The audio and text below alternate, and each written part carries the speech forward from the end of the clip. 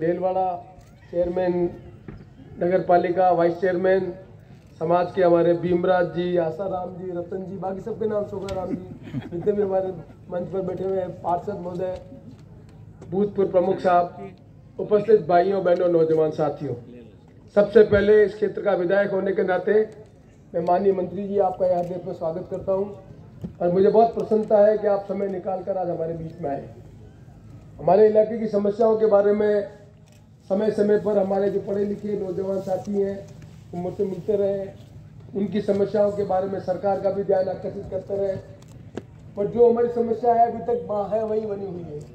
इसलिए मैंने आज मंत्री जी को कहा कि विधानसभा चल रही है, आप समय निकाल कर यहाँ पर आए और आपके विभाग ने जो हॉस्टल स्वीकृत किया है उसका फाउंडेशन करें। तो मुझे अच्छा लगा कि माननीय मंत्री जी ने समय निकाल कर यहाँ पर आए और ये जो छात्रावास का निर्माण कर रहे हैं, तो छात्रावास का निर्माण करने के पीछे मंशा ये है कि हमारे इलाके के आदिवासी भाई बच्चे ज़्यादा पढ़े लिखे थे और पढ़े लिखे करने के लिए घर से हटकर बाहर आकर रहने के लिए उनको हॉस्टल की सुविधा हो, वो अच्छी सुविधा उपलब्ध हो सके, इसलिए ये हॉस्टल की स्थापना कर रहे हैं। न केवल इस हॉस्टल में बच्चे आके पढ़े, लेकिन मैंने माननीय मंत्री से भी कहा और कमिश्नर साहब से भी कहा और मैडम को भी मालूम है, मन में एक कल्पना है कि यहाँ जो कॉम्पिटिटिव एग्जाम देने के लिए बच्चे रहे उनको भी हॉस्टल में यहाँ रहकर पढ़ने की सुविधा मिल सके, जिससे वो अपना तैयारी कर सके। कोई पटवारी की परीक्षा दे रहा है, कोई पुलिस की परीक्षा दे रहा है, कोई RS की परीक्षा दे, कोई तहसीलदार की परीक्षा दे, तो कम से कम इस हॉस्टल में रहकर वो सुविधा का लाभ ले सके। और सुविधा का लाभ लेने के लिए जो आधुनिक चीजें हैं वो भी इस हॉस्टल में होनी चाहिए। इसलिए मैंने आपका ध्यान आकर्षित किया कि लाइब्रेरी जो IT बेस्ड लाइब्रेरी है, उस लाइब्रेरी की सुविधा भी यहाँ उपलब्ध होनी चाहिए। जो पढ़ा लिखा नौजवान बच्चा आदिवासी यहाँ बैठकर IT के माध्यम से, गूगल के माध्यम से जो किताबें हैं उनको देखकर समझकर, ये जो नई सुविधा आ रही है वो नई विधा भी हमारे आदिवासी जो बच्चे पढ़ लिख के हैं उनको समझ सकें और अपने आप को तैयारी कर सकें। इसलिए ये हॉस्टल एक मिक्स हॉस्टल बने जिसमें स्कूल में पढ़ने वाले, कॉलेज में पढ़ने वाले बच्चे भी पढ़ सकें और पोस्ट पढ़ने के बाद भी यदि कॉम्पिटिटिव एग्जाम दे रहे हैं तो वो भी यहाँ पर रह सके और तैयारी कर सकें। इस दृष्टि से इस हॉस्टल को मल्टी जो आप कह सकते हैं उसको पर्पज के लिए उसको बनाया जाए। तो आपने इसको इनकॉर्पोरेट किया, उसके लिए आपको धन्यवाद। और अभी मैंने आपका ध्यान आकर्षित किया कि इसको IT बेस और कैसे कर सकें, वो भी निश्चित तौर पर इसको किया जाना चाहिए, जिससे आने वाले समय में हम कह सकें कि इस छात्रावास में रहने वाला राजसमंद जिले का जो हमारा आदिवासी भाई है वो हाकिम बन सका, हुकूमत कर सका। ये हॉस्टल की सफलता उसको होगी। हॉस्टल की सफलता इसमें नहीं होगी कि हमने हॉस्टल खोल दिया, बच्चे पढ़ने के लिए चले गए, थोड़े दिन बाद हॉस्टल का कमरा खराब हो गया, फिर हॉस्टल गिर गया, छात्रावास खराब हो गया। इसका हॉस्टल नहीं बनाया। ये हॉस्टल एक ऐसा हॉस्टल बने जिससे समाज के सामने ये आदर्श निकल सके कि जिन माँ बाप ने हिम्मत कर अपने बच्ची को पढ़ाया, उनके बच्ची पढ़कर आगे बढ़ रहे हैं। इसीलिए आपने देखा कि अभी हमारी जो प्रधान साहिबा है ये कॉलेज में पढ़ रही है। इनके पिताजी फतेहलाल जी है। फतेहलाल जी का है, फतेहलाल जी आदिवासी समाज के हैं। इन्होंने हिम्मत की और अपनी बच्ची को पढ़ाया, तो आज हाकिम बन के, प्रधान बन के यहाँ पर बैठी हुई है। यदि आपके मन में नहीं होते कि आपकी बच्ची बैठी होनी चाहिए, वो भी यहाँ पर हाकिम बन के बैठनी चाहिए, नहीं बैठनी चाहिए? ये मन में है कि नहीं? आपके आदिवासी बहन है मन में? जोर से हाथ खड़ा करो, है मन में? ये हाथ खड़ा करने से और ताली बजाने से नहीं होगा। इसका काम करने के लिए फैसला करना पड़ेगा, बच्चों को पढ़ाना। हम आदिवासी समाज में छोटी उम्र में शादी कर देते हैं। आदिवासी समाज में हम मजदूरी में लगाते हैं अपनी बेटियों को। जो उनमें क्षमता है उसका लाभ नहीं मिल रहा है, और जब लाभ नहीं मिल रहा है तो तकलीफ होती है। अभी मैं गया था कल रेल मगरा में, तो एक आदिवासी बच्ची को मैंने पूछा कोई पढ़ी लिखी बच्ची है? तो हाँ साहब पढ़ी लिखी बच्ची है। क्या कर रखा? उसने MA BEd कर रखा। और मैंने कहा भाई रीट की परीक्षा दी कि नहीं दे पाई? वो माँ बाड़ी में कांड में जो माननीय मंत्री जी आपने खोला उसमें वो नौकरी कर रही है। मैंने पूछा कितनी तनख्वाह मिलती है? कि 12,000 रुपये तनख्वाह मिलती है। मैंने पूछा भाई आपके घर वाले क्या करते हैं? तो मुझे खुशी हुई, उन्होंने बताया कि मेरा घर वाला अध्यापक। तो मैं सब बच्चों के सामने पूछा कि बताओ देखो, ये इसके माँ बाप ने पढ़ाई लिखाई कराई, ये अभी MA BEd अभी 12,000 रुपये मिल रहे हैं माँ बाड़ी के केंद्र में, और ये अध्यापक बन जाएगी तो इनके घर वाले इनको कितनी तनख्वाह मिलती है पता है आपको? घर वाले को तनख्वाह मिल रही है 47,000। कितनी मिल रही है? 50,000 में 3,000 कम एक महीने की। तो हिसाब किताब लगाया कि भाई साल में कितनी तनख्वाह मिलती है? 6 लाख मिलती है। आप ही आदिवासी परिवार का एक बच्चा यदि अध्यापक बनता है तो उसको एक साल में 6 लाख रुपए की तनख्वाह मिलती है, और उसकी घरवाली भी पढ़ी लिखी हो तो उसको 6 लाख की तनख्वाह मिलती है। तो कुल 12 लाख रुपए किसी परिवार में बच्चे पढ़े लिखे हो तो उनके परिवार को ये काम मिलता है। मजदूरी करने नहीं जाना पड़ता है, अकाल रात में काम करने नहीं जाना पड़ता है, नरेगा में काम करने नहीं जाना पड़ता है, आंधी हो तो भी पैसा मिलता है, तूफान आओ तो पैसा मिलता है, तारीख 1 तारीख होती तनख्वाह मिलती है। और अशोक जी गहलोत ने एक कदम आगे और कर दिया कि जो सरकारी कर्मचारी है वो मरे तब तक उनको तनख्वाह मिलेगी, ये भी फैसला कर दिया। तो ये भी तकलीफ नहीं कि भाई हमने बच्चे को पढ़ा दिया तो जता उम्र उनको पैसा मिलेगा, ये भी राज्य ने व्यवस्था कर दी। अब ये व्यवस्था करने के बाद हम बच्चों को पढ़ावे नहीं, सरकार स्कूल खोल रही है, बच्चे को खाने की व्यवस्था कर रही है, स्कूल के कपड़े की व्यवस्था कर रही है, सिलाई के पैसे दे रही है सरकार, फिर भी बच्चे को नहीं पढ़ाए तो आदिवासी समाज को कोई आगे नहीं बढ़ा सकता। बढ़ाने के लिए हमें काम करना पड़ेगा। हम जब तक काम नहीं करेंगे तब तक ये काम नहीं कर सकेंगे। मंत्री जी बैठे हुए हैं, बामणे जी मंत्री बैठे हुए हैं, इनके मुंह से सुनना इन्होंने कितना संघर्ष किया इस जगह पहुंचने के लिए, ये किसी को मालूम नहीं है। ये संघर्ष करके साधारण परिवार के इन्होंने खुद ने मजदूरी की है, हिम्मत की, पढ़ाई की, और आज हाकिम बन के यहाँ पर बैठे, मंत्री के रूप में बैठे हुए। ये सबके मन में होना चाहिए कि हमारा बेटा भी पढ़ लिख कर हाकिम बने और हुकूमत करने का काम कर सके।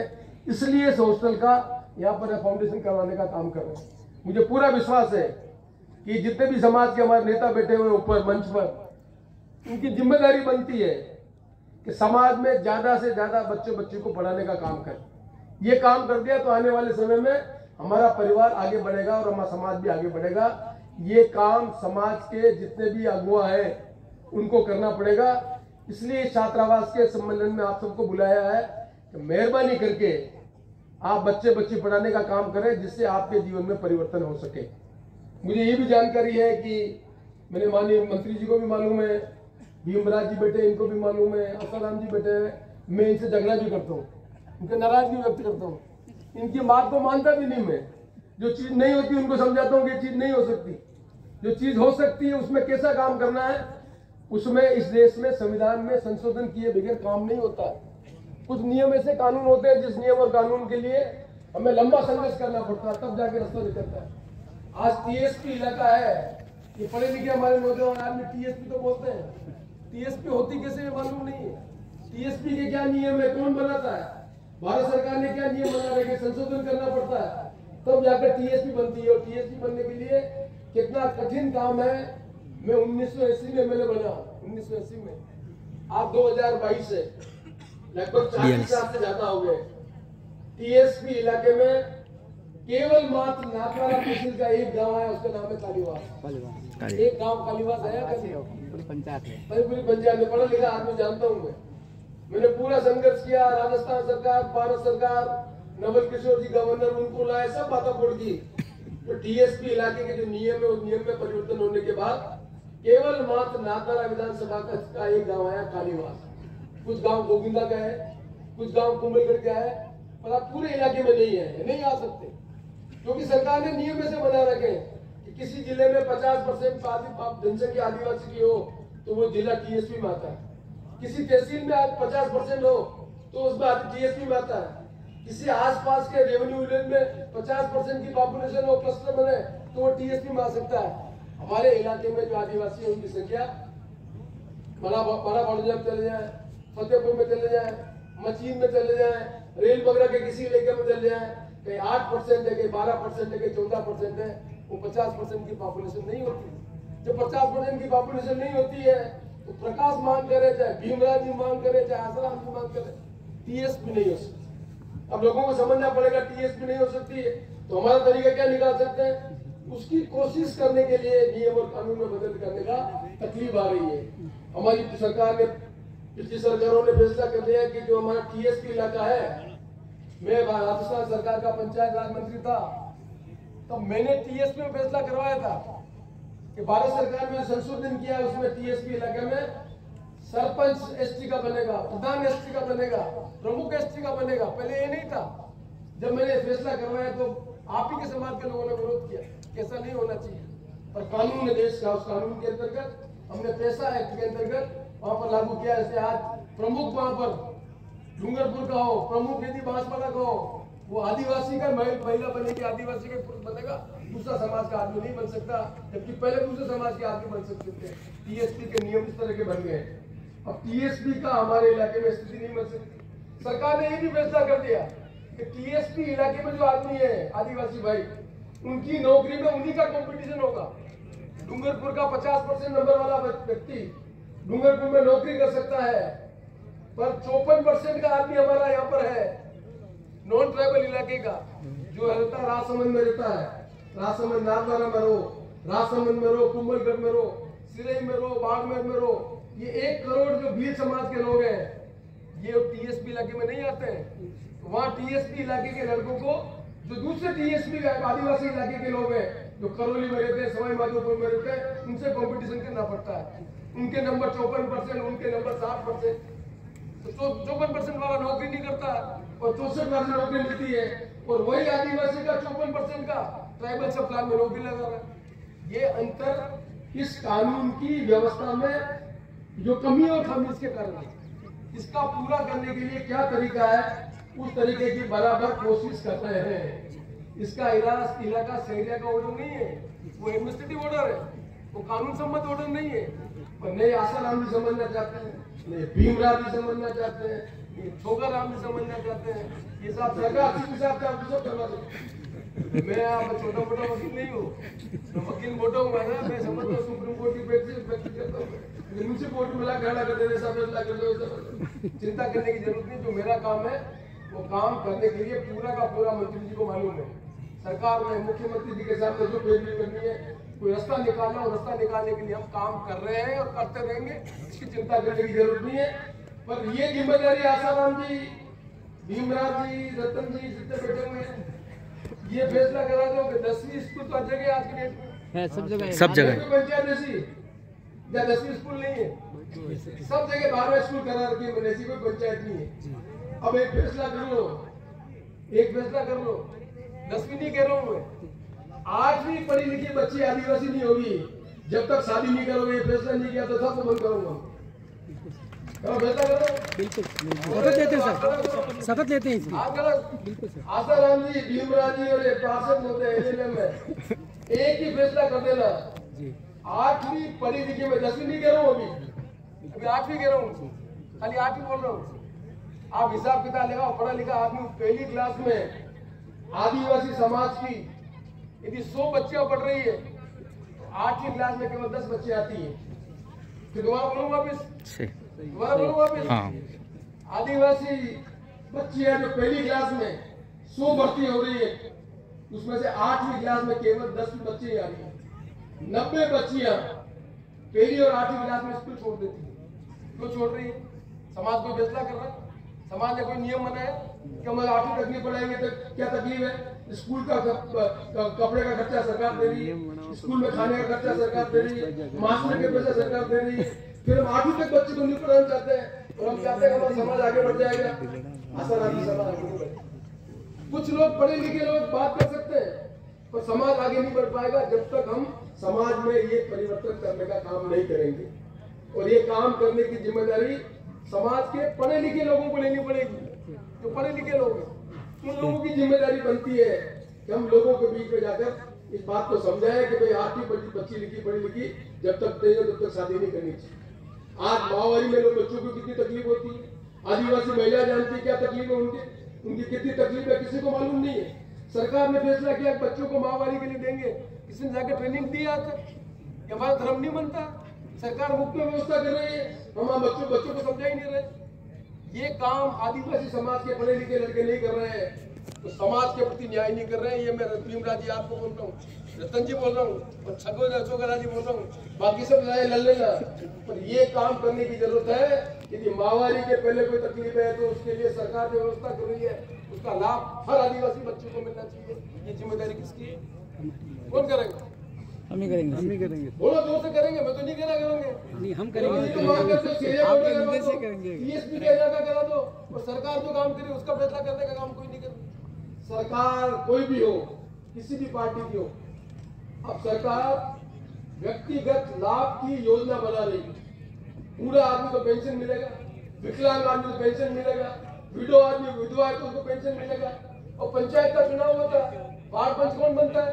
हमारा समाज का वार्ड पंच नहीं बनता है। ऐसा कोई आदमी खड़ा होकर बता दे कि हमारे 100% आदिवासी जो बूढ़ा आदमी उसको पेंशन मिल रही है, ये जानकारी अपने पास नहीं। अपनी जो विधवा महिला है उनको पैसा राहत देती है, उनका नाम अपने को मालूम नहीं। ये जानकारी कौन देगा समाज के अंदर? हम वार्ड पंच भी बनते हैं, सरपंच भी बनते हैं, ये प्रमुख साहब बैठे हैं, हमारे प्रमुख साहब बताओ, प्रमुख साहब भी रहे, प्रधान साहब भी रहे, प्रधान साहब भी रहे, प्रमुख भी रहे, हमारे समाज के रात फैसला कर रहा है और हम उसका लाभ नहीं उठाने का काम कर रहे हैं क्योंकि पढ़े लिखे नहीं है। वार्ड पंच ही एक ऐसा आदमी है जो यदि समझदार हो तो सरकार की हर योजना का लाभ आदिवासी को दिला सकता है। आदिवासी का मकान नहीं है, उस मकान में इंदिरा आवास योजना में नाम कौन भेजता है? ग्राम सभा भेजती। नाम भेजने का काम कौन करता है? वार्ड पंच करता है। ये क्या स्थिति बनी हुई है? गरीब आदमी का नाम नहीं है और मकान बन रहा है, उसका नाम इंदिरा आवास योजना में। अरे वार्ड पंच होशियार हो, उसका नाम भी लिखवाना है तो 1 लाख से ऊपर पैसा मिलता है। ये काम भी अपन नहीं करते। नेशनल फूड सिक्योरिटी एक्ट, यदि आपका नाम खाद्य सुरक्षा के अंतर्गत है तो अभी भारत सरकार ने 5 किलो गेहूं मुफ्त में देंगे जिनका नाम इसमें लिखा हुआ है। जिनका नाम नहीं लिखा हुआ उनको मैं बाजार चलाना पड़ेगा। और कितने आदिवासी है जिनका नाम एजेंसी में नहीं है? ये काम किसने किया? ये काम हमारा नहीं बनता है। हम पढ़े लिखे आदमी है, एक भी आदिवासी ऐसा नहीं होना चाहिए जिसका खाद्य सुरक्षा में नाम नहीं। उसका नाम होगा तो 5 किलो गेहूं उसका मुफ्त में मिलते हैं। हमें जानकारी नहीं है, उसका नाम नहीं, उसका तकलीफ है। हमें ये भी जानकारी नहीं है, सरकार ने खाद की जो दुकानें लगा रखी डीजल की, या अब अंगूठा लगाने की जगह व्यवस्था कर रखी है। हमारा जो अनाज है हमें मिलना चाहिए, हमें जानकारी नहीं है। हमारा अंगूठा गांव में कहीं 2 महीने से गेहूं मिल रहा है, कभी 1 किलो से मिल रहा है, कोई आदमी इसका विरोध ही नहीं कर रहा है। वो गाँव गेहूं बाजारों में बेच रहा है, गेहूं हमारे नाम का, पैसा हमें नहीं मिल रहा है क्योंकि हम पढ़े लिखे नहीं है। पढ़े लिखे हो तो पोर्टल में शिकायत कर सकते हैं, पोर्टल में शिकायत करते जानकारी होती तो काम कार्रवाई होती है। पर कोई भी समाज का पढ़ा लिखा भीमराज जी ई मित्र में कोई शिकायत की किसी ने? सरकार के पास शिकायत है, किसी के पास इसका नाम नहीं है। ये चीजें हम मैं इसलिए कहना चाहता हूँ कि हम जो पढ़े लिखे आदमी समाज के, उनकी जिम्मेदारी ज्यादा बन जाती है। हम समाज में सरकारें जो लाभ दे रही है, विधवा को पैसा मिलना चाहिए, विकलांग को पैसा सरकार दे रही है, हमें तो गरीब नाम पे लिखना, उसका नाम लिखवाना है। नाम लिखवाने का काम यदि कोई आदमी कर ले तो वो लाभ उस आदमी को सरकार से मिल रहा है, उसके किसी का देने की जरूरत नहीं पड़ी, सरकार अपने खाते में सीधा पहुंचा रही है आपके पास। अब तो सरकार ने आधार कार्ड बना दिया, हर एक के फोटो ले लिए। आप आधार कार्ड है, कोई भी आदमी कहीं भी जाए उस विधायक से खाते में पैसा जाता है। अब जानकारी नहीं है तो उसका लाभ भी दूसरा आदमी उठा रहा है। आदिवासी समाज के लिए जितनी सुविधा सरकार कर रही है उसका लाभ समाज में पढ़े लिखा नहीं होने से न माँ बाप को मिल रहा, न बच्चों को मिल रहा, न तकलीफ आ रही। सब आदिवासी के पास मोबाइल है भीमराज जी, सबके पास मोबाइल है। मोबाइल में क्या देख रहे हैं ये मालूम नहीं, मुझे मालूम है। बताया किसी ने? बताया किसी ने? अनपढ़ होगा तो मोबाइल में गलत चीजें सीखेगा, अनपढ़ होगा तो मोबाइल में गलत चीजें सीखेगा, पढ़ा लिखा होगा तो मोबाइल में सब गुण सीखेगा और मोबाइल का लाभ लेकर और ज्यादा जानकारी लेकर काम करने का काम करना पड़ेगा। लेकिन माँ बाप पढ़े लिखे हो तब पता लगा कि मोबाइल में क्या देख रहा है। पढ़े लिखे नहीं तो समझ रहा मोबाइल में बात कर रहा हूँ, बात क्या कर रहा मालूम ही नहीं आप, और आप तो थके होने लगी। मोबाइल में कोई पैसे लेके रह रहा है, कोई क्या कर रहा है। मोबाइल हाथ में लेने के बाद ध्यान नहीं रखेंगे तो तकलीफ और ज्यादा बढ़ने वाली। तो एक तो पढ़े लिखे ही नहीं, मोबाइल साथ में आ गया, उस मोबाइल का लाभ होना चाहिए, वो लाभ नहीं हो रहा, दुरुपयोग होने का काम शुरू हो जाए। तो पढ़ाई लिखाई के बगैर आने वाले जमाने में कोई भी समाज आगे नहीं बढ़ पाएगा। इसलिए हमारे समाज को आगे बढ़ने के लिए ये सब काम करना पड़ेगा। मैं भी मंत्री जी को कह रहा था, हमारे आदिवासी भाई 1 मंजिल 2 मकान बना लेते हैं, मकान बन रहे 15 मंजिल का, 18 मंजिल का, चुनाई हो रही है ईंट की और सीमेंट की। कितने आदिवासी है जो 5वें मंजिल पर जाके चुनाई का काम कर रहे हैं। बाहर के लोग अगर अपने राजस्थान में चुनाई का काम कर रहे हैं 5वें मंजिल 15 मंजिल पे, और हमारा आदमी मजदूरी के लिए खड़ा हुआ है, 30 दिन में 15 दिन मजदूरी मिल रही है, 15 दिन मजदूरी मिल ही नहीं रही है क्योंकि उसको चुनाई का काम पूरा जानते हैं। कौन सी ऐसा कोई आदमी नहीं है जिसका ट्रैक्टर चलाने का काम आदिवासी लड़का नहीं कर रहा। पढ़ा लिखा है या नहीं, ट्रैक्टर चलाना जानता है, चलाता है, रेती भी ले जाता है वो रात को, जानकारी है मेरे को, चलाता तो वही है। तो कोई टैक्सी चलाते देखा आपने? कोई चलाता कोई टैक्सी चलाने का काम नहीं कर सकता। और टैक्सी चलाने का काम कोई आदिवासी नजर नहीं आता, टैक्सी चलाता हुआ नजर आता। तो ये क्या कर रहे हैं? मैंने हिसाब किताब पूछा कर, तो बीड़ी सब पीते हो? हाँ, 100 में से 90 बीड़ी पीते हैं। एक बीड़ी का बंडल 32 रुपए का आता है, 32 रुपए का आता है बीड़ी का बंडल। 4-5 चाय पीते हैं, 50 रुपए तो रोज के आदिवासी देता है सरकार को वापिस। दिन भर मजदूरी करता है, बीड़ी का बंडल का पैसा दे रहा है, चाय का पैसा दे रहा है, और घर आके झूमता झूमता आता है तो पता ही नहीं पड़ता। क्या करें हम परिवार को आगे बढ़ाने का काम कौन करेगा? ये हम नहीं करेंगे तो हमारा समाज आगे नहीं बढ़ पाएगा। इसलिए मैंने मंत्री जी को बुलाया, मंत्री जी आप बराबर आओ, हमारे इलाके में आओ। हमारे इलाके में बच्चे पढ़ रहे हैं। मैं 10 में 98 में 1998 में जब मंत्री था, तब मैंने अपने इलाके में छोटे बच्चे पढ़ सके, आदिवासी समाज के बच्चे पढ़ सके, मैंने 250 राजीव गांधी पाठशाला खुलाई। कितनी खुलाई? 250। एक भी आदिवासी बच्चे को दूर नहीं जाना पड़े, उसके लिए राजीव गांधी पाठशाला खुलाई, बिल्डिंग बनवाई, पानी की व्यवस्था करवाई, सब काम करवाई। मैं जब वापस आया 10 साल बाद चुनाव लड़ने के लिए, तो जगदीश पर पूछा मैंने, क्या कर रखा? जगदीश ने बीएससी बीएड कर रखा, बीएससी बीएड कर रखा। फिर मैं गया बैठने के लिए लेगड़िया में, 3 बच्चे नवोदय विद्यालय में 80% 90% नंबर ले रखे, पढ़ रखे। मैं बहुत खुशी पढ़ाई हुई। मैं नौकरी की नौकरी नहीं, नौकरी क्यों नहीं, वो नियम इस तरह के बने हुए। तब मुझे दुख हुआ बहुत ज्यादा कि हमने राजीव गांधी पाठशाला में लोगों को कहा बच्चों को पढ़ाओ, बच्चों को पढ़ाओ। तो आदिवासी भाई कहते हैं पढ़ाए जगदीश को। अब देखो जगदीश पढ़ा लिखा क्या कर रहा, मजदूरी नहीं कर पा रहा। ये कह रहे ना, जानकारी है मेरे तो भाई ये तकलीफ है। तो जगदीश जैसे आदमी हिम्मत करेंगे तो अगला जगदीश आएगा, तब तक सरकारी नौकरी मिल जाएगी, चिंता करने की जरूरत का। पढ़ा लिखा तो है। ये हमारे पार्षद लोग हैं, पार्षद क्या है, पार्षद जी क्या नाम है? रतन जी। रतन जी कितने पढ़े पता है किसी को? ये एलएलबी और एलएलएम है, एमए बीएड देखो आप बताओ, एमए बीएड है, एलएलबी है, एलएलएम है, और नौकरी नहीं, ऐसे पार्षद है। खत्म करो मैं एमए बीएड मार्क्स तो बनते तो पार्षद बनता। तो आज बताओ हमारे इलाके में बच्चा पढ़ रहा है और ये नियम इस तरह के बन गए, उसका लाभ नहीं मिल रहा।